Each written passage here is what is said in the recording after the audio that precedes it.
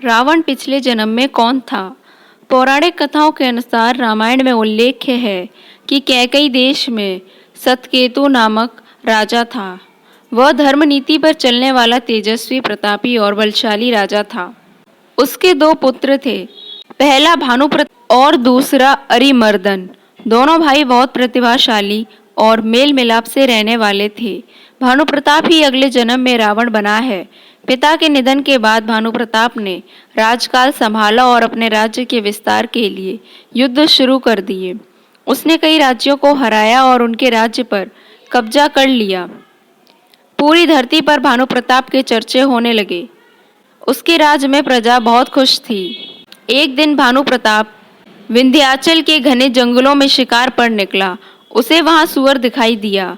वह सुअर का पीछा करते करते जंगल के बहुत अंदर तक चला गया और भटक गया। उस समय राजा अकेला था और भूख प्यास से व्याकुल होने लगा। काफी भटकने के बाद वह एक कुटिया के पास पहुंचा, जहां उसे एक मुनि दिखाई दिए। वास्तव में वह मुनि और कोई नहीं, भानुप्रताप का हराया एक राजा था। वह राजा भानुप्रताप को पहचान गया, लेकिन भानुप्रताप उसे नहीं पहचान पाया। भानुप्रताप ने मुनि से बात की और उस रात के लिए शरण मांगी। बातों बातों में भानुप्रताप उस मुनि से बहुत प्रभावित हुआ। उसने मुनि से विश्व विजयी होने का उपाय पूछा। मुनि के पास यही मौका था, भानुप्रताप को अपने जाल में फंसाने और युद्ध में मिली हार का बदला लेने का। मुनि ने राजा से कहा कि वह 1000 ब्राह्मणों को भोजन कराएगा तो वह विश्व विजयी बन जाएगा। साथ ही मुनि ने कहा कि मैं रसोई बनाऊंगा और तुम परोसोगे तो दुनिया में कोई तुम्हें नहीं हरा पाएगा।